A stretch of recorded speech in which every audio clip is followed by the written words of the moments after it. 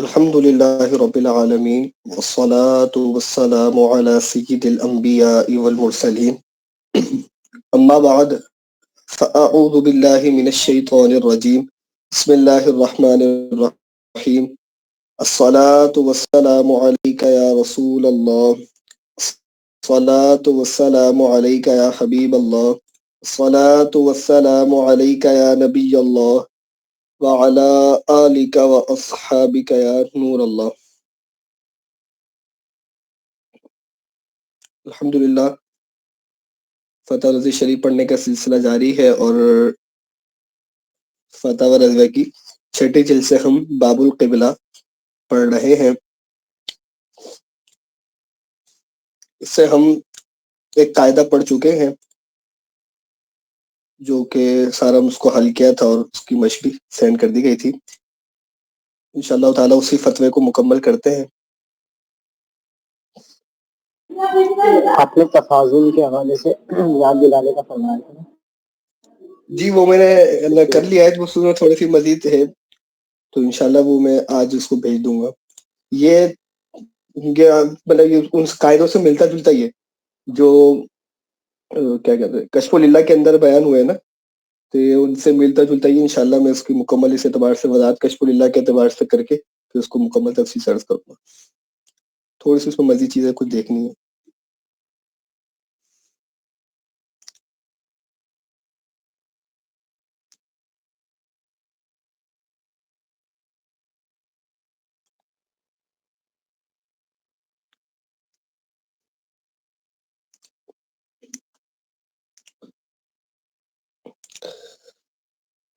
سوال میں وسط مغربین کو جہت قبلہ روضہ رخ لکھا.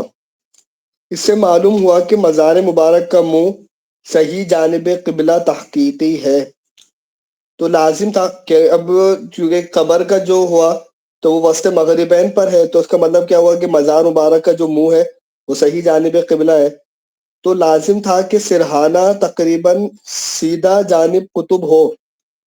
یعنی کہ اب جو سرہانہ ہوگا جو کہ قبر کے اندر جب آپ نے دیکھا ہو کہ جس طرح سے دفن کیے جاتے ہیں میت کو، تو اس کا جو ہوتا ہے سیدھی کروٹ قبلے کی طرف بنتی ہے نا، تو اب جو اس کا سر ہوگا سرہانہ وہ قطب کی طرف جائے گا، شمال کی طرف جائے گا. آسان لفظوں میں کہ جب عین مغرب قبلہ ہے، جو منہ قبلے کی طرف ہے، کروٹ قبلے کی طرف ہے، جو سر ہوگا سر والی طرف وہ قطب ہوگی کہ وہ وسط مغربین قطبین شواہد ہے. مگر نقشے میں قطب شمالی کا خط دیوار روضہ مبارک سے جانب مغرب منحرف بنایا ہے. اگر واقعی اتنا انحراف ہے تو وسط مغربین کا ہرگز جہت قبلہ روضہ رخ ہونا متصور نہیں. پھر یہاں امر اہم اس کی معرفت ہے کہ دیوار محراب مسجد کو قبلہ تحقیقی سے کتنا انحراف ہے. قبر میں رکھنے کے بعد اس کا منہ جو ہے وہ قبلے کی جانب کیا جاتا ہے، تو اس کا سر مشرق کی جانب نہیں ہوگا. کیسے جب جس طرف منہ ہے اس کے سامنے مشرق ہو. سمجھے نہیں کس طرح مشرق ہوگا؟ جیسے بالفل آج یہاں سے سورج طلوع ہوا ہے، تو اگر کسی کا اس جگہ پر رخ ہے، چہرہ اس طرف ہے، تو اس کا سر جو مغرب کی جانب ہوگا، پیچھے والا سر. پیچھے نہیں، جہت مراد ہے نا بھائی. مردہ تو کھڑا ہوا تھوڑی ہوگا، وہ تو لیٹا ہوا ہے. مردے پہ کلام کرتے ہیں عجیب سا لگ رہا ہے. مطلب جو میت ہے مثال کے طور پہ آپ سمجھ لیں دفنا دیا، اب جب ہم حاضری دیتے ہیں پاؤں کی طرف سے، تو جب ہم پاؤں کی طرف سے آج جیسے مزار مبارک کسی بھی مزار پہ بھی حاضری دینی ہے تو طریقہ کار کیا ہوتا ہے کہ اس کے پاؤں کی جانب سے حاضر ہو. تو جب ہم پاؤں کی جانب سے آ کے اس کے مطلب اس صاحب مزار کی طرف منہ کریں گے تو ہمارا منہ کدھر ہو جائے گا؟ شمال کی طرف. تو وہ اس سر کی جہت مراد ہے کہ اس سر نکالی جائے گی نا سیدھی. اب چہرے سے نہیں مراد ہو رہا کہ وہ جو سرہانہ ہے جو سر والی جہت ہے تو اس طرف جب جائیں گے تو وہ سیدھی چلی جائے گی نا. اس طرف کا اعتبار کریں گے تو وہ مشرق والی ہو جائے گی، لیکن جو مراد ہے وہ سرہانہ بالکل جو سر کی سیدھ ہے، تو سر کی سیدھ تو یوں کاؤنٹ ہوگی جو پاؤں اور مطلب جس طرف ہے، تو پاؤں یوں سمجھ لیں گے قطب جنوبی کی طرف اور سر جو ہے وہ قطب شمالی کی طرف. جی ٹھیک ہے جی. اچھا، اعلیٰ حضرت علیہ الرحمٰن نے جو آگے بھی ہدایت المتعال کا رسالہ ہے، تو اس کا فارمولاز ہی بیان فرمائیں گے. قبلہ تحقیقی اور قبلہ تقریبی، دو چیزیں استعمال کیا اعلیٰ حضرت علیہ الرحمٰن نے، کہ ایک قبلہ تقریبی اور ایک قبلہ تحقیقی. قبلہ تقریبی کے کچھ دیگر نارمل آسان فارمولے ہیں اور اس کے اندر اتنی زیادہ گہرائی نہیں ہوتی، اور اعلیٰ حضرت نے ایک جگہ لکھا ہے کہ اس میں کئی درجوں کا فرق رہتا ہے، تو بعض فقہی کتابوں کے اندر انہی کو بیان کیا گیا ہے نا. پھر یہ کہ اعلیٰ حضرت نے اس کے بعد تحقیقی قاعدے بھی بیان کیے، دیگر جگہوں پہ بھی بیان ہوئے، تو ان کو تحقیقی لیا ہے. تو قبلہ تحقیقی سے مراد وہ ہے کہ جو ایسا تحقیقی ہو کہ جس کے بارے میں اعلیٰ حضرت فرمایا کہ اگر پردے اٹھا دیے جائے اور عرض و طول بھی درست ہو تو پھر کعبہ شریف کو اپنے روبرو پائیں گے.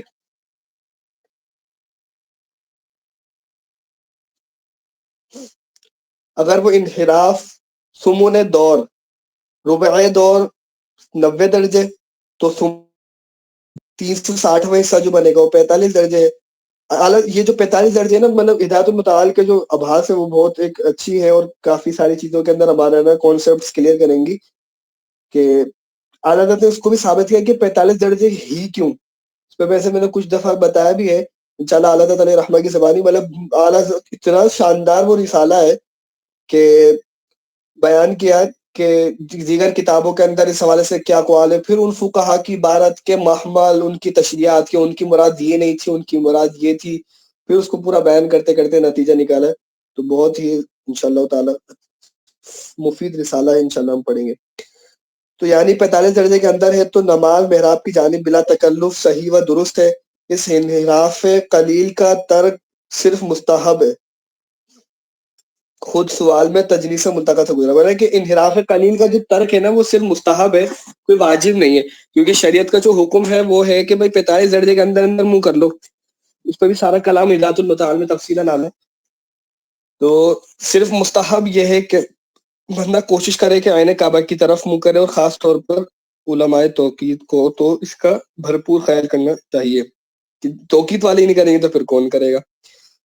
تجنیس ملتقط سے گزرا کہ امام ناصر الدین نے کہا کہ پہلی صورت میں جواز اور دوسری میں استحباب ہے. تو وہ میں نے وہاں پہ عرض کی تھی وضاحت کے طور پر سوال کے اندر ہی کہ استحباب کب ہے کہ جب وہ تحقیقی قبلہ نکال رہا ہے. اسی طرح اس سے اور نیز ملتقط سے حلیہ میں امام ابن امیر الحاج میں ہے کہ شرح زاد الفقیر للعلامہ علامۃ الغزا یا غزا و شرح الخلاصہ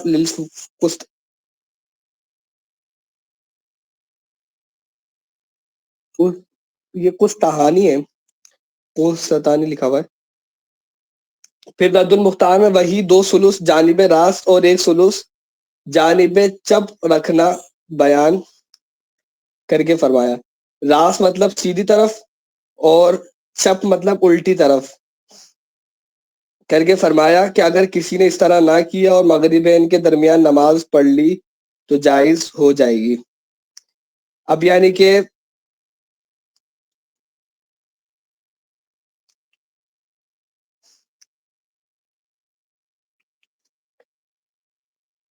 اس کی عبارت پیچھے آئی تھی نا رد المختار کی.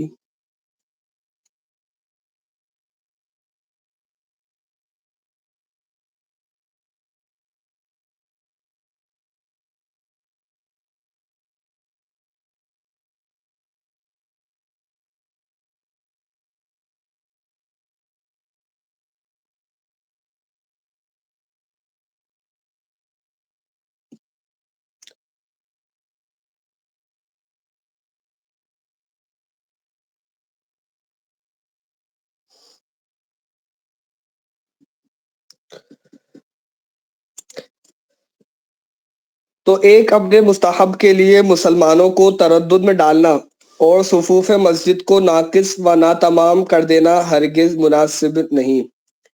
شرع مطہر میں تکمیل نہایت امر محتم بشان ہے، جس کا پتہ اس حدیث پاک سے چلتا ہے. تکمیل سے مراد صفوف کی تکمیل. جس نے سب کو ملایا اللہ تعالیٰ اسے ملائے گا، اور جس نے سب کو قطع کیا اللہ تعالیٰ اسے قطع فرمائے گا۔ یہاں اگر قطع صف موجود نہیں، صف بروجہ قطع ہے۔ قطع صف تو یہ ہوتا ہے کہ بھائی بندہ بیچ کے اندر کوئی جگہ چھوڑ کر آپ چلے گئے تو وہ قطع صف کہلائے گا، لیکن اعلیٰ حضرت فرما رہے ہیں یہ قطع صف نہیں بلکہ صف بروجہ قطع ہے، کہ صف اس قطع کی صورت کے اندر پائی جا رہی ہے۔ تو دونوں میں فرق ہے کہ یہاں پر کیا صورت آ رہی ہے کہ دیوار حائل ہو کر تکمیل نہ کرنے دیں گی، لیکن کوئی قطعی صف نہیں پایا جا رہا کہ وہ صف جتنی ہے وہ تو پوری بھری ہوئی ہے۔ فَكَانَ كَالصَّفِّ بَيْنَ السَّوَارَى وَقَدْ نَهَى عَنْهُ بِنَحْوِ ذَلِكَ كَمَا ذَكَرْنَا فِي فَتَاوَانَا۔ یہ اس صف کی طرح ہے جو ستونوں کے درمیان ہو، حالانکہ اس سے اور اس کی طرح دوسری صورتوں سے منع کیا گیا ہے، جیسا کہ ہم نے اپنے فتاوی میں بیان کیا۔ بیان سوال اگر صحیح ہے تو یہ انحراف ہم ثابت کر چکے ہیں کہ جب تک 45 درجے انحراف نہ ہو نماز بلا شبہ جائز ہے، اور یہ ہے کہ قبلہ تحقیقی کو منہ کرنا نہ فرض نہ واجب، صرف سنت مستحبہ ہے، لہذا مسجد میں نماز بلا شبہ جائز ہے اور اس میں اصلا نقصان نہیں، نہ یہ دیوار سیدھی کرنا فرض، البتہ بہتر و افضل ہے۔ اس سے اندازہ ہوتا ہے کہ اس معاملے پہ مسلمانوں پر ہمیں لوگوں پر شدت بھی نہیں کرنی چاہیے۔ یہ اعلیٰ حضرت جیسے ایک مدقق کے باریکی کا بھی بہت زیادہ لحاظ رکھتے ہیں، لیکن یہ ہے کہ یہاں پر اعلیٰ حضرت علیہ رحمہ رخصت بیان فرما رہے ہیں تو ہمیں بھی کرنا چاہیے نا۔ مثال کے طور پر آپ کو پتہ چل جائے کوئی مسجد درست نہیں ہے تو ایسا نہیں ہو کہ وہاں پر جا کے آپ کوئی بیان شروع کر دیں، جمعے کے بیان میں اس بات کو بیان کر دیں، وہاں پہ اشتہار لگا دیں کہ بھائی اس مسجد کے اندر یہ عین قبلہ پر نہیں ہے اور ساری چیزیں۔ اگر میں آپ کو کچھ مساجد کے نام بتاؤں نا، کتنی بڑی بڑی مساجد کے اس کے اندر ایسا ہے تو آپ کو حیرت پڑ جائے گی۔ تو اس میں ہمیں احتیاط کرنی چاہیے، پھر خاص طور پر کہ وہ مساجد کہ جو قدیمی ہوں، قدیم سے چلتی ہوئی آ رہی ہوں، یا کسی بزرگان دین کی طرف منسوب ہو، تو اس کے اندر بہت زیادہ فتنے کا اندیشہ ہوتا ہے۔ ہاں یہ ہو کہ مسجد کی نئی تعمیرات چل رہی ہے اور اس کے بعد یہ ہے کہ آپ کی وہاں سے تعلقات بھی ہیں، بات چیت ہے، سارے معاملات حکمت عملی کے ذریعے ساری چیزیں کر سکتے ہیں، تو پھر کرنا ظاہر سی بات ہے مستحب پر عمل کرنا چاہیے، افضل و بہتر ہے۔ لیکن اگر ایسا کچھ بھی نہیں ہے تو پھر ان تمام صورتوں کے اندر نہ یہ ہاتھ ڈالنا مناسب نہیں ہے کہ جس سے اب مستحب کو اختیار کرنے کے چکر میں بہت بڑا نقصان ہوگا۔ لیکن ایک چیز کہ یہ فقہی مسئلہ ہے نا، لیکن تنظیمی چیزوں کے اندر مزید کچھ چیزوں کی رعایت بھی ہوتی ہے۔ تو ہمارا جو تنظیمی پالیسی ہے کہ مثال کے طور پہ آپ اگر کسی مسجد میں بنانے جاتے ہیں، کوئی چیز ہوتی ہے تو دارالفتا کی طرف سے یہ ہے کہ 2-4 درجوں پر سے زیادہ عوام کو اس کی اجازت دی نہ جائے نا علی الاطلاق، کیونکہ عوام کو یہ کہ اگر ہم بولیں گے کہ ہاں بھائی بہت بھلے کر کے بنا لو تو وہ پھر اور مزید سہولت کرتے جائیں گے، اور یوں کیا ہوگا کہ ایسا نہ ہو کہ خرابیاں بڑھ جائیں۔ تو جو شعبے کی جانب سے بہت زیادہ سختی بڑھتی جاتی ہے، اور 3-4-5 درجے کا بھی اگر فرق ہوتا ہے تو پھر شعبہ اس کو ڈیل نہیں کرتا، وہ مسئلہ جاتا ہے دارالفتا میں، پھر وہاں سے جو بھی اجازت ملے اور سارے معاملات ہیں وہ مفتی صاحبان فیصلہ کرتے ہیں نا۔ تو تنظیمی پالیسی یہ ہے کہ اس طرح سے ہم اجازتیں نہیں دیتے۔ اگر عین کعبہ سے اتنا منحرف ہوا کہ اس سے بالکلیہ مقابلہ ختم نہ ہو تو نماز جائز ہے۔ اس کی تائید ظہیریہ کی اس عبارت سے ہوتی ہے کہ جب وہ تھوڑا دائیں یا بائیں ہو جائے تو نماز جائز ہوگی۔ حلیہ میں ملتقط سے ہے یہ استحباب کے لیے اور پہلا جواز کے لیے، اس سے مراد یہ ہے کہ کسی قدر بھی انحراف نہ ہو، یہ مستحب ہے، اور اس طرح کا انحراف کے جہت کعبہ سے بالکل خروج نہ ہو، یہ بھی جائز ہے۔ پھر اگر اس فضل کو اختیار کرنا چاہیں تو دیوار سیدھی قطب سے مشرق کو ہٹی ہوئی بنائے، اور اس کا وہ طریقہ جس میں زاویہ ناپنے کی حاجت نہ پڑے یہ ہے کہ اس دیوار کا قبلہ جنوبی گوشے میں جس پر حرف با لکھا ہے قائم رکھیں۔ یہ پورا کا پورا آگے تک اسی کے اوپر چل رہا ہے، لیکن یہ ہے کہ اس کی جو نقشہ تھا وہ موجود نہیں ہے۔ بہرحال ایک صورت یہ ہو سکتی ہے کہ اس کے اندر غور کر کے اس کا نقشہ بنا لی جائے، تو یہ بہت زیادہ وقت طلب ہے۔ تو انشاءاللہ یہ کہ پھر کبھی موقع ملا تو نیت رکھتا ہوں کہ کوشش کروں گا، اور جہاں پہ نہیں ہوگی تو آگے مزید رہنمائیاں لے کے اس کا نقشہ ترتیب کر دیں گے اور اس کو شیئر بھی کر دیں گے تاکہ دیگر لوگ اس سے فائدہ اٹھا سکے، تاکہ اعلیٰ حضرت کی عبارت ایک یوں یہ سمجھ لیجئے کہ ناقابل استفادہ نہ رہے بلکہ یہ استفادے کے قابل ہو جائے۔ فی الحال یہ کہ ہم اس کو اسی طرح سے پڑھ لیتے ہیں، جو چیزیں ہمارے لیے جو اس سے ہم نکال سکتے ہیں اپنے لیے وہ نکال لیتے ہیں۔ اور صحیح قطب نما سے خط بعض سے سیدھا قطب کو اتنا بڑا کھینچیں جس کا طول اس دیوار کے برابر ہو، ایک رسی لیں اور اس کا ایک سرا حرف با پر خوب جمائے رکھیں کہ سرکے نہیں، اور دوسرا سرا حرف ہا سے ملا کر مشرق کی طرف اس طرح کھینچے کہ رسی میں جھول نہ پڑنے پائے۔ اس کی کشش سے کمان کی شکل میں زمین پر بن جائے گی۔ پھر ایک سیدھی لکڑی 6.25 قبضے کی ناپ کر اس کا ایک سرا حرف ہا پر رکھے اور دوسرا اس کمان سے ملا دے، جہاں اس ملنے کی جگہ کا نام حرف حمزہ رکھیں، جسے دال کہتے ہیں۔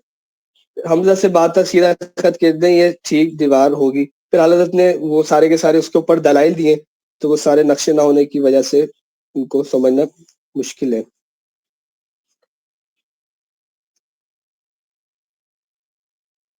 مگر ان صورتوں میں ایک لحاظ لازم ہے، جبکہ مسلمان اسے مسجد کر چکے ہیں، تو یہ گلی جو سیدھی دیوار کرنے میں چھوٹے گی اسے ضائع چھوڑ دینا جائز نہیں۔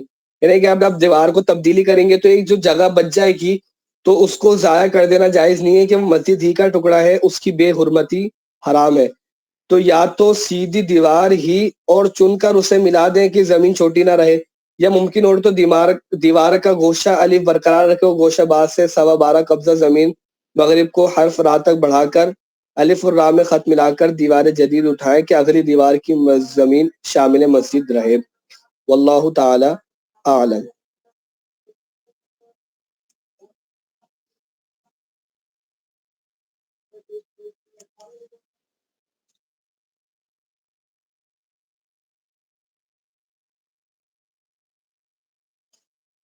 ہاں، میں یہاں پر ایک چیز کی طرف توجہ دلانا چاہوں گا کہ آپ کو کبھی موقع ملے کہ آپ کبھی مسجد تعمیر کر کے اس پہ وقف کریں، یا آپ کے آس پاس میں کوئی اس طرح کا واقعہ ہو، تو پہلے مشاورتیں کرنی چاہیے نا، بڑوں سے مشاورت کر لی جائے اور اس کے بعد ہی کوئی وقف کیا جائے۔ بڑے سمجھ لیں کہ ہمیشہ کے لیے پھر ایک اس کا احتیاط اور ساری چیزیں ہو جاتی ہیں۔ تو جیسے دعوت اسلامی کا طریقہ کار ہے کہ مسجدیں پوری پوری بن جاتی ہیں، نمازیں ہونا شروع ہو جاتی ہیں، لیکن ان کو مسجد کی نیت نہیں کیا جاتا۔ کچھ مساجد میں اس طرح کی دیکھی، مطلب ایک مسجد میں نے اس طرح کی دیکھی ہے، اور کچھ مسجد کے والے سے اس طرح کی معلومات ہے کہ اس طرح کیا جاتا ہے۔ تو اس کی وجہ یہی ہے کہ وہ ادھر پوری پلاننگ کر کے کہ بھائی اب ہمیشہ اس میں مسجد ہی رہنا ہے اور سارے معاملات تھے اور کچھ نہیں بنانا، پھر ان تمام چیزوں کے بعد اس کا فیصلہ کیا جاتا ہے۔ اگر پہلے سے ہی مثال کے طور پہ پلاٹ پورا کا پورا مسجد کے نام پہ کر دیا، اب جب پورا مسجد کر دیا پھر سارے اس کے شرعی مسائل اس پر لاگو ہونا شروع ہو جاتے ہیں، تو ان چیزوں کے اندر احتیاط کرنی چاہیے کہ وقف کبھی بھی کسی چیز کو کریں تو یہ نارملی پھر اس کے اوپر ساری اس کی صورتیں دیکھ کے کرنا چاہیے۔ اگلا مسئلہ پڑھتے ہیں۔ ہادی مراحل تحقیق تحقیق کے مراحل میں رہنمائی فرمانے والے جناب مولانا صاحب دامت برکاتکم، السلام علیکم ورحمۃ اللہ۔ جناب عالی اس قصبہ حیات نگر کی مسجد سمت مغرب سے متجاوز ہے۔ اس کا نقشہ علیحدہ ایک پرچہ کاغذ کی پشت پر اور اس کا تمام حال کاغذ کی پیشانی پر لکھ کر حضور کے ملاحظے کے واسطے ارسال کرتا ہوں۔ باعث اس کا یہ ہے کہ یعنی اس مسئلے کا جو سبب ہے وہ یہ ہے کہ یہاں چند اشخاص ایسے ہیں کہ وہ کہتے ہیں کہ اس مسجد میں سیدھے مسجد کی رخ نماز نہیں ہوتی۔ کم ترین نے یعنی کہ اپنی طرف منسوب کیا ہے سائل نے کہ کم ترین جو سب سے کم تر ہے نے ایک صاحب کے پاس مسجد کا نقشہ بھیج کر ان سے دریافت کیا تھا، تو انہوں نے رد المختار سے نشان دے کر کچھ عربی کی عبارت لکھ کر اس کا خلاصہ اردو میں کیا تھا کہ انحراف قلیل جانب کعبہ سے مصلی کو مدل نہیں، اور اس انحراف قلیل کی حد یہ ہے کہ چہرہ اور چہرے کے اطراف میں کوئی جز و کعبہ کے مقابل رہے، اس طرح کے چہرہ یا اس کے بعض اطراف سے کعبہ تک خط مستقیم کھینچا جا سکے۔ اور یہ ضرور نہیں ہے کہ یہ خط مستقیم پیشانی صحیح سے خارج ہو، بلکہ عام ہے خواہ پیشانی سے خارج ہو یا اس کے دونوں طرف میں سے کسی طرف سے خارج ہو۔ اس صورت میں تو بڑی وسعت ہے، یعنی کہ اب جب لیں گے آپ کے رخسار سے بھی کان سے بھی سارا کا سارا خط نکلے گا، تو یہ کس کے حوالے سے، تو یہ تو بڑی وسعت ہو جائے گی۔ جو نقشہ مسجد کا آپ نے بھیجا ہے، اس مسجد میں مسجد کے رخ پر نماز پڑھنا بلا شبہ جائز ہے، لہذا مسجد کے رخ پر نماز پڑھائیے۔ بعض صاحب اس جواب کو نہیں کرتے، پسند نہیں کرتے، اور حضور ہی یعنی آپ پر ہی انحصار کرتے، لہذا گزارش یہ ہے کہ حضور اس کاغذ کو جس پر مسجد کا نقشہ ہے ہر دو جانب سے ملاحظہ فرما کر اگر ممکن ہو تو کاغذ مذکور کے ذیل ہی میں جو دریافت طلب گزارش ہے کاغذ کی پیشانی پر کی گئی اس کا جواب ارقام فرما کر کم ترین کو معذب فرمایا جائے۔ واجباً گزارش یہ ہے کہ اس مسجد کا رخ نقشہ مذکور سے بخوبی نمایاں ہے۔ پھر اس نقشے کی وضاحت بھی کر رہے ہیں کہ یہ قصبہ حیات نگر 28 درجہ 30 دقیقہ ارض شمال پر واقع ہے، اور مکہ معظمہ 21 درجہ 40 دقیقہ ارض شمالی پر۔ اعلیٰ حضرت پہ کلام کریں گے کہ درجہ 40 دقیقے نہیں ہے۔ لہٰذا دریافت طلب امر یہ ہے کہ اس مسجد میں جماعت سیدھی مسجد کے رخ پر کی جائے یا مسجد کا خیال چھوڑ کر اور کعبہ شریف کا خیال کر کے ٹیڑھی، اور اگر مسجد کے رخ پر سیدھی جماعت کی جائے تو نماز ہوگی یا نہیں۔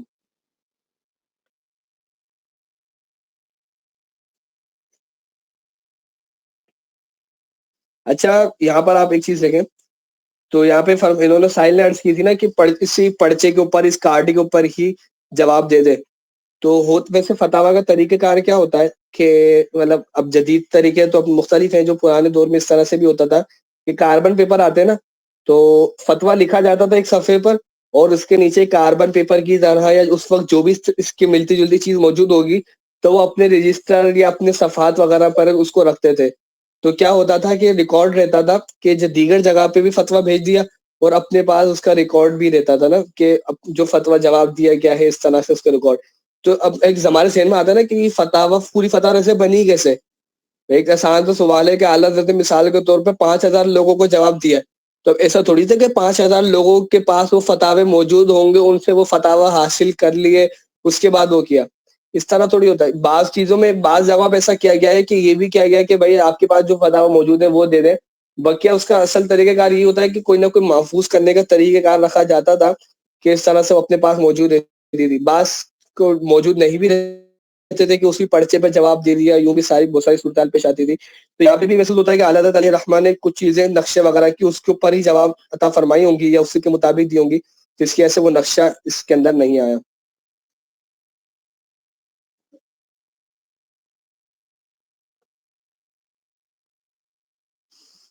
یہاں سے دیکھیے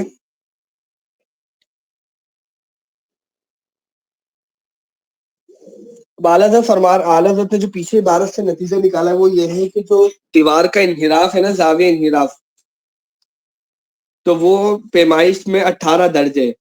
اب یہ معلوم کرنا ہے کہ حیات پور قبلہ نقطہ مغرب سے کتنا جدا ہے۔ اس کے لیے صرف عرض بلد کافی، انہوں نے صرف عرض بلد بھیجا تھا نا، طول بلد نہیں لکھا تھا۔ تعالیٰ فرما رہے اس کے لیے عرض بلد کافی نہیں ہے، طول بلد بھی درکار ہے۔ وہ سوال میں نہ لکھا، نہ یہاں 48 میں حیات پور کا نام نکلا، مگر ضلع مراد آباد کی عام آبادیوں میں 78 یا اور 79 درجے کے اندر اندر ہے۔ 28 درجے عرض پر اگر طول 78 درجے ہو تو عمود سمت قبلہ سمت الراس سے جنوب کو 3 درجے جھکے گی۔ دوسری میں یعنی کہ 79 درجے لینے میں دوسری میں 2 درجے 27 دقیقے، یہ درجے لکھا ہوا ہے، یہ دقیقے ہیں۔ بہرحال حیات پور میں قبلہ جنوب کو تقریباً 2 درجے مائل ہے اور 18 درجے شمال کو ہے، تو مسجد قبلہ واقعہ حیات پور سے 21 درجے کم شمال کو جھکی ہوئی ہے۔ اور ہم نے اپنے رسالہ ہدایت المتعال فی عدل استقبال میں ثابت کیا ہے کہ جب تک 45 درجے انحراف نہ ہو سمت قبلہ باقی رہتی ہے۔ عبارت رد المختار وغیرہ عبارت کثیرہ مختلفہ اسی طرف راجع ہے۔ نہ وہ اطلاق کے سوال میں کسی سے حکایت کیا تو یہ مسجد ضرور حد قبلہ کے اندر ہے، بلکہ اس سے 2 چند جھکی ہوتی تب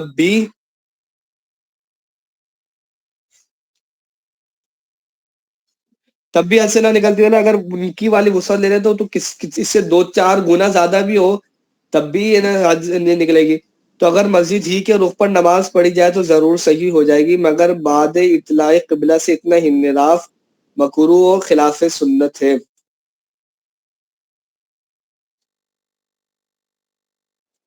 لہذا سمت مسجد کا خیال نہ کریں بلکہ سمت قبلہ کا، یعنی خط با دال کی سیٹ سے بھی 2.25 درجے جنوب کی جانب اور جھکیں، لیکن انحراف ضعیف ہوگا۔ اگر خط با دال ہی کی سید پر پڑھیں حرج نہیں. سے یہاں پر اعلیٰ حضرت نے فرمایا کہ مگر بعد اطلاع قبلہ سے، یہ جب قبلہ حقیقی معلوم ہو جائے تو اتنا انحراف کرنا مکروہ ہے. جبکہ ہدایت المتعال میں اعلیٰ حضرت نے فرمایا ہے اصول فقہ کا قاعدہ ذکر کیا ہے کہ ترک مستحب مکروہ ہے، تنزیہی کا بھی ثبوت نہیں کرتا نا کہ ترک مستحب سے مکروہ تنزیہی بھی ثابت نہیں ہوتا. تو یہاں پر اس کو مکروہ و خلاف سنت فرما رہے. تو یہ کہ اس کو انشاءاللہ یا تو مفتی شمس الہدی مصباحی صاحب کی بارگاہ میں پیش کرتے ہیں، اس کے علاوہ کسی کی بارگاہ میں پیش کرتے ہیں کہ اس کیس سے یہاں پر کیا مراد ہے، تاکہ دونوں عبارتوں کے اندر تدبیر نکل سکے. جی کوئی سوال کرنا چاہ رہے ہیں؟ یہ مغرب سے جنوب کی طرف جھکیں گے 2 یا 3 درجے. جی جی، جیسے ہمارے حیدرآباد کا قبلہ یوں سمجھ لیں، بالکل سیم.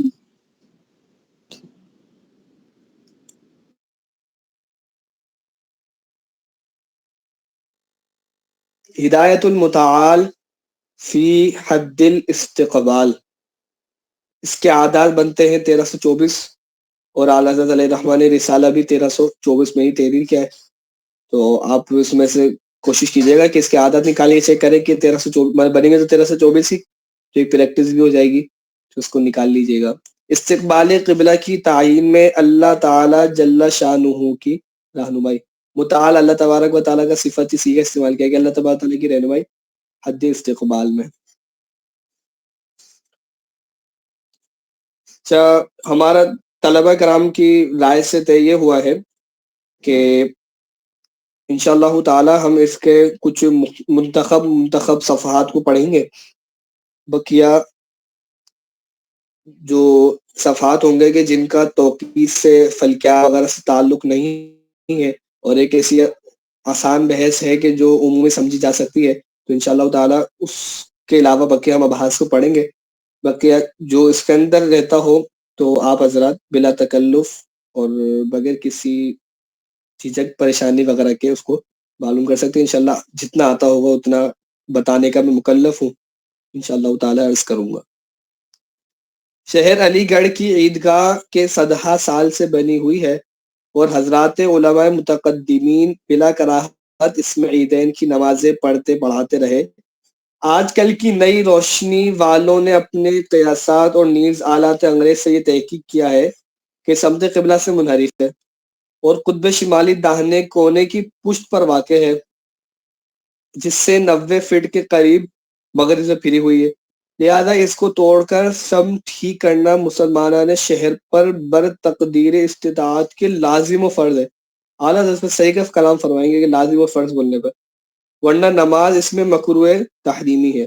اور 10 دسمبر 1906 کو اس میں ایک فتاویٰ چھاپا جس کی عبارت جواب یہ ہے: اگر وہاں کے مسلمانوں میں اس قدر مالی طاقت ہے کہ اس کو شہید کر کے ٹھیک سمت قبلہ پر بنا سکتے ہیں، تو ان کے ذمہ پر فرض ہے کہ وہ ایسا ہی کریں.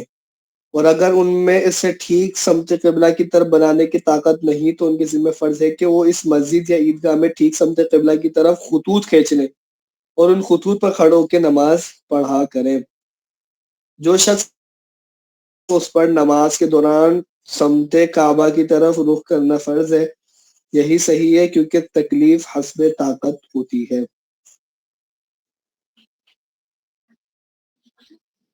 کتب معتبرہ سے ارشاد ہو کہ اب ہندوستان کا قبلہ ما بین المغربین ہونا چاہیے یا کیا، اور اس کا سمت قبلہ درست کرنا ضرور ہے یا کیا.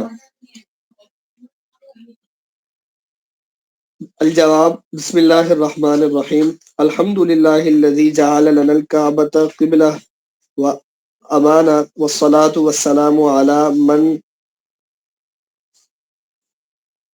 الی افضل قبلۃ ولانا رسول الثقلین و امام القبلتین جعل اللہ تعالی بابہ الکریم فی الدارین قبلۃ اعمالنا وکعبۃ منانا وعلى آلہ وصحابتہ وسائر اہل قبلتہ الذین ولوا الیہ وجوہہم تصدیقا و ایمانا آمین اللہم ہدایت الحق والصواب.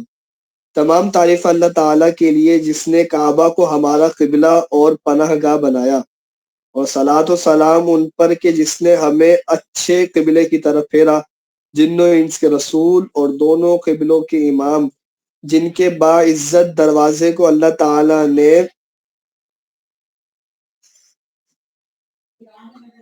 نے جنہیں دنیا و آخرت میں ہماری تمام امیدوں کا قبلہ اور آرزوؤں کا کعبہ بنا دیا۔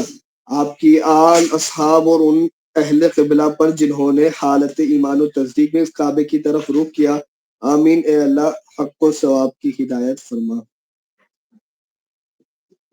فتوائے مذکورہ محض باطل اور حلیہ صدق و صحت سے عاطل اور منصب افتاء پر نرا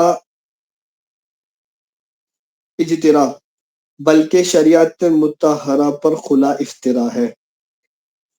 اولاً اگر بفرض باطل یہ عیدگاہ جہت سمت قبلہ سے بالکل خارج ہوتی، بلکہ مشرق و مغرب بدل گئے ہوتے، جب بھی یہ جبروتی حکم کہ بحالت استطاعت اسے توڑ کر ٹھیک سمت قبلہ پر بنانا فرض ہے، دل سے نئی شریعت ایجاد کرنا تھا۔ اس حالت پر غایت یہ کہ اگر بے انہدام کوئی چارہ کار ممکن نہ تھا تو منہدم کرنا مطلوب ہوتا۔ ٹھیک سمت پر بنانا کس نے فرض مانا؟ مطلب کم سے کم آپ اگر یہ آپ کہنا چاہ رہے ہو کہ اس کو منہدم کرنا، اس کے اوپر بھی آپ کام کریں گے۔ رد کرنے کا طریقہ کار ہوتا ہے کہ ایک چیز کو مان کر پھر اس کا رد کرتے ہیں۔ کہہ رہے ہیں کہ اگر آپ ہم یہ بھی مان لیتے ہیں کہ منہدم کرنا فرض ہے، لیکن منہدم کر کے اس کو دوبارہ بنانا فرض کس طرح سے ہوگا؟ کہ مسجد تو ہے نہیں، عیدگاہ ہے، تو عیدگاہ کے حکم اور مساجد کے حکم میں فرق ہے۔ تو یہاں پر ٹھیک سمت دوبارہ بنانا کس نے فرض مانا؟ عیدگاہ میں کوئی عمارت ہونا ہی سرے سے خدا اور رسول جل جلالہ و صلی اللہ تعالیٰ علیہ وسلم نے نہ فرض کیا، نہ زمانہ اقدس صلی اللہ تعالیٰ علیہ وسلم نے مصلاۃ عید کف دست میدان تھا، جس میں اصلاً کسی عمارت کا نام نہ تھا۔ جب حضور پرنور صلی اللہ تعالیٰ علیہ وسلم نماز عید کو تشریف لے جاتے، مواجہ اقدس میں سترہ کے لیے ایک نیزہ نصب کر دیتا تھا۔ اپنے جو چہرہ مبارک کے سامنے والی جہت ہوتی ہے تو وہاں پر ایک نیزہ بطور سترہ نصب فرماتے۔ زمانہ خلفاء راشدین رضی اللہ تعالی عنہم اجمعین میں بھی یوں ہی رہا۔ عمر بن عبدالعزیز رضی اللہ تعالی عنہ نے جب حضور اقدس صلی اللہ تعالی علیہ وسلم کے نماز پڑھنے کے سب موادع میں تبرک کے لیے مسجدیں بنا کی، ظاہراً انہی کے وقت میں مصلی عید میں بھی عمارت بنی، کما استظہرہ السید نور الدین السمہودی قدس سرہ فی تاریخ المدینہ الکریمہ۔ صحیح بخاری شریف میں حضرت عبداللہ بن عمر رضی اللہ تعالی عنہما سے ہے، نبی اکرم صلی اللہ تعالی علیہ وسلم کے مواجہ اقدس کے سامنے جی پچھلے بارے میں پیارے آقا صلی اللہ تعالی علیہ وسلم کی نماز پڑھنے کے سب مواقع میں تبرک کے لیے مسجدیں بنا کی، آگے تک اس کا کیا مطلب ہے؟ یہاں پہ فرما رہے ہیں کہ حضرت عمر بن عبدالعزیز رضی اللہ تعالی عنہ نے جو بھی حضور صلی اللہ تعالی علیہ وسلم کے نماز پڑھنے کی جگہیں تھی نا، تو ان تمام کو تبرک کے طور پر وہاں پہ مسجدیں بنا، یعنی کہ وہاں پہ مسجدوں کی بنیاد ڈال دی، مسجدیں بنا دی۔ تو فرما رہے ہیں کہ اس بات سے ظاہر یہ ہوتا ہے کہ انہی کے وقت میں مصلی عید میں بھی عمارت بنی ہوگی کہ جو حضور کی عید گاہ تھی جہاں پر حضور عید کی نماز پڑھایا کرتے تھے، تو وہاں پر بھی عمارت اسی دور میں بنی ہوگی۔ حضور کے دور میں کوئی عمارتیں وغیرہ نہیں ہوا کرتی تھی۔ اگر عمارت ہوتی تو یہ جو نیزے والی بات کی ہے نا، تو اس سے یوں استدلال کیا ہے، اگر عمارت ہوتی تو پھر نیزہ لگانے کی کیا حاجت تھی؟ تو پھر نیزہ لگایا نہیں جاتا کہ نیزہ لگائے سکتا تھا کہ بڑا میدان ہے تو کوئی سامنے سے گزرنا چاہے تو وہ گزر جائے، ایسا میدان کہ جس کے اندر والے احکامات نہیں آتے، کیونکہ میدان ایک کبیر اور میدان صغیر، یعنی کہ ایک جو بڑا میدان ہو تو اس کے لیے تو حکم یہ ہے نا کہ جہاں تک نظریں جاتی ہیں وہاں تک سے آگے سے نہیں گزر سکتے، اس سے آگے سے گزر سکتے۔ بہرحال پھر یہ کہ میدان کی تعریف کیا ہے تو وہ ایک اس کے اوپر پھر الگ بحث ہے۔ معلوم کیا تھا دارالفتہ سے، دارالفتہ سنت جو ہمارا ہے، تو انہوں نے فرمایا کہ اس کے اوپر تحقیق جاری ہے کہ میدان کی تعریف کیا بنے گی۔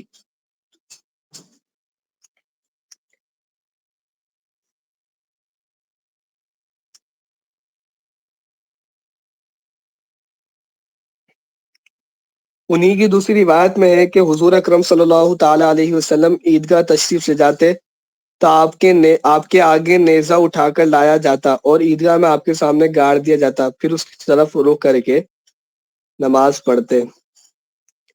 یہ اس لیے کیا جاتا تھا کہ عیدگاہ فضا میں تھی، وہاں کوئی ایسی چیز نہ تھی جس سے سترا بنایا جا سکے۔ افسوس کہ نئی روشنی کا یہ فرض زمانہ رسالت و زمانہ خلافت و زمانہ رسالت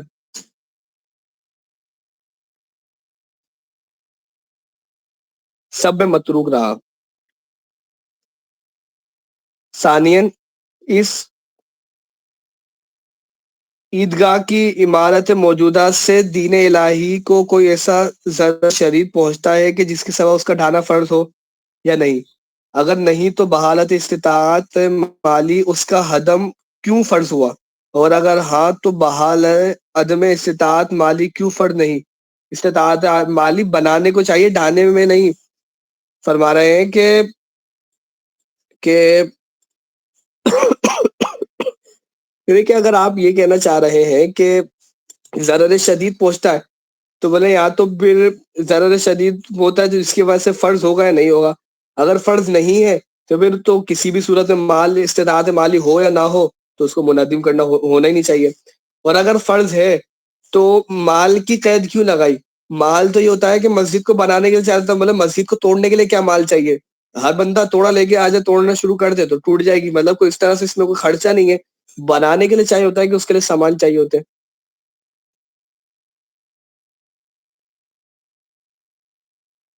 تو ڈھانے میں کیا ایسا درکار ہے کہ جس سے مسلمانان شہر عاجز ہوں؟ ثالثاً، خطوط سمت قبلہ ڈال لینے سے کار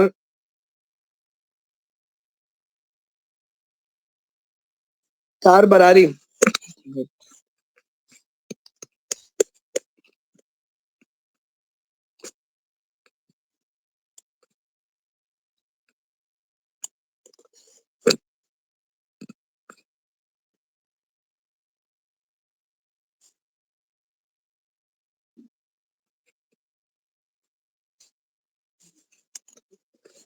کار براری کہتے ہیں کہ مطلب پورا ہونا، حاجت پوری ہونا۔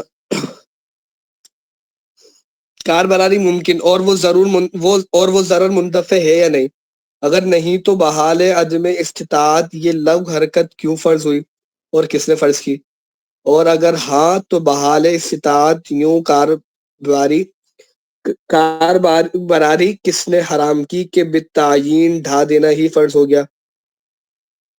کیا یہ یہاں متعدد ضرر مفترض الازالہ مختلف الحالہ ہے کہ توزیع ممکن ہو؟ کہ یہاں پر ایسا ہے کہ نا متعدد ضرر ہوں کہ جن کا ازالہ فرض ہو، مختلف حالتیں ہوں کہ ان کی تقسیم کاری ممکن ہو۔ توضیع کا ایک منٹ میں مزید دیکھوں۔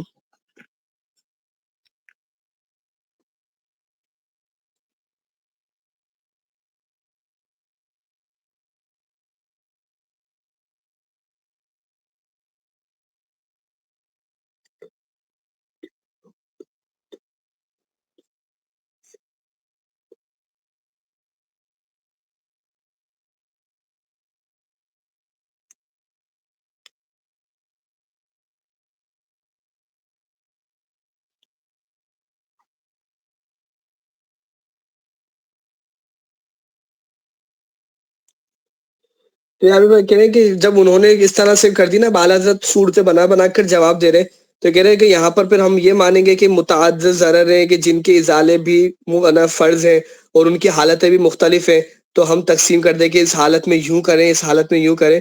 تو وہ جواب دینے کے لیے فرمایا ہے کہ پھر مطلب یہ استفہام انکاری کی صورت ہے کہ اس طرح جب کوئی بھی صورت نہیں ہے تو پھر آپ کا یہ صورت بنانا کہ استطاعت مالی ہو تو منہدم کر کے درست بنانا، صحیح سمت بنانا یہ ضروری ہے، فرض ہے، اور اگر نہیں ہو تو پھر صرف اندر سے خطوط ڈال دیں۔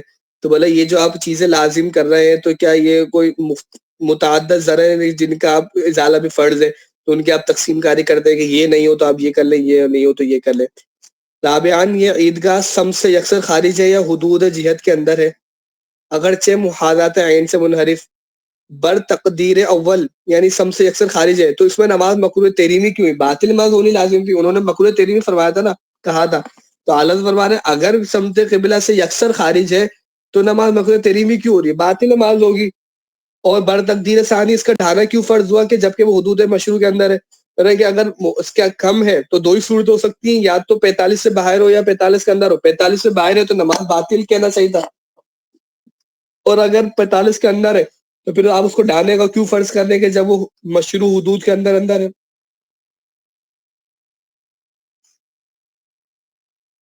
خامساً علماء کرام کا حکم تو یہ ہے کہ جہت سے بالکل خروج ہو تو نماز فاسد، اور حدود جہت میں بلا کراہت جائز. کیا آفاقی کا قبلہ ہی جہت ہے نہ کہ اصابت عین؟ بدائم امام ملک العلماء ابو بکر مسعود کاشانی پھر حلیہ امام ابن ابیر الحاج حلبہ میں فرماتے ہیں کہ کعبے سے دوری کی صورت میں جہت کعبہ ہی قبلہ ہے، وہ محراب مسجد ہے نہ کہ عین کعبہ قبلہ. جامع رموز میں امام زندوسی سے ہے کہ الجہت قبلۃ کالعین، کہ جہت کعبہ عین قبلہ کی طرح ہے. ہاں حتی الوسع اصابت عین سے قرب مستحب. اس بارے میں ملتقط و حلیہ وغیرہ کے نصوص بعونہ تعالی آگے آتے ہیں، اور خیریہ میں فرمایا کہ ہوا افضل بلا ریب ولا میم، کہ یہ بغیر کسی شک و شبہ کے افضل ہے.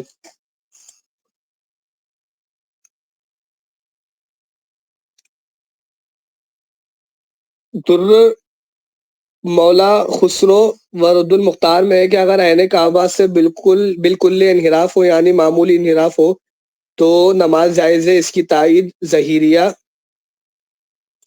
کہ ان الفاظ سے ہوتی ہے کہ جب نمازی ذرا دائیں بائیں ہو تو نماز جائز ہوگی. اور ترک مستحب مستلزم کراہت تنزیہیہ بھی نہیں، وہی جو میں نے آپ کو جس کی طرف اشارہ کیا تھا. کراہت تحریمی تو بڑی چیز ہے. بیر الرائق باب العیدین میں ہے کہ ترک مستحب سے کراہت لازم نہیں آتی، کیونکہ اس کے ثبوت کے لیے مستقل دلیل کا ہونا ضروری ہے.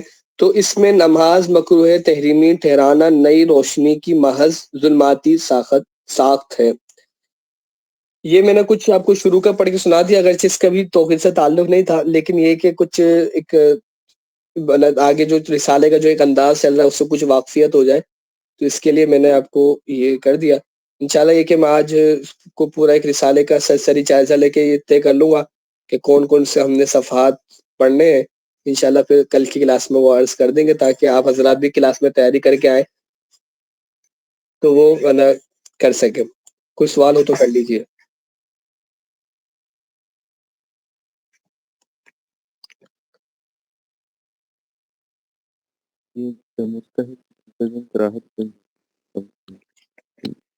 آواز صحیح نہیں آ رہی. یہ جو مستحب ملتزم کراہت تنزیہہ، یہ چیز نہیں سمجھ آئی، اس کو ذرا وضاحت کر دیں. فرما رہے ہیں کہ جو مستحب کا ترک کرنا ہے نا، تو یہ اصل میں جو درجات بنتے ہیں نا، کہ مباح ہوتا ہے، مباح سے اوپر مستحب ہوتا ہے، اور پھر اس سے اوپر سنت ہوتی ہے. تو جو سنت ہے نا یہ مکروہ تنزیہی کے مقابلے میں ہوتا ہے. اسی طرح جو واجب ہے وہ مکروہ تحریمی کے مقابلے میں ہوتا ہے. اسی طرح جو فرض ہے وہ حرام کے مقابلے میں ہوتا ہے. تو اعلیٰ فرما رہے ہیں کہ جو مستحب کو ترک کرنا، تو اس سے مکروہ تنزیہی کا بھی ارتکاب نہیں ہوتا. کہ آپ نے کسی مستحب کام کو نہیں کیا تو مکروہ تنزیہی نہیں کہلائے گا، بلکہ یہ ہے کہ مستحب کام کا ترک کر دیا، یہ خلاف اولا. مستحب کے مقابل کے اندر خلاف اولا آتا ہے کہ آپ نے خلاف اولا کر دیا. باقی یہ ہے کہ اگر سنت ہوتا، اس کا حکم سنت کا ہوتا، تو خلاف سنت سے کراہت تنزیہ آتی. تو انہوں نے جو یہ کہہ دیا تھا کہ آپ کی جو سم پہ نماز پڑھیں گے ان کی نماز مکروہ تحریمی ہے، تو اس صورت کے اندر تو فرما رہے ہیں کہ علماء کی عبارت سے تو ثابت ہوتا ہے کہ کراہت تنزیہ بھی نہیں ہونی چاہیے، اور آپ تو کراہت تحریمی ثابت کر رہے ہیں، تو وہ تو بڑی چیز ہے. جی ٹھیک ہے، بہت شکریہ، جزاک اللہ. آمین بھائی کا.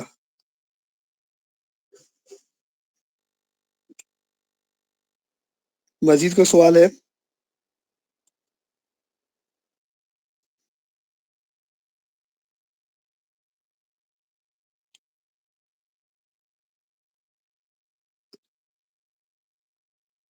ٹھیک ہے جی، کلاس کا اختتام کرتے ہیں. صلو علی الحبیب صلی اللہ تعالی علی محمد صلی اللہ تعالی علیہ وسلم. السلام علیکم ورحمۃ اللہ وبرکاتہ.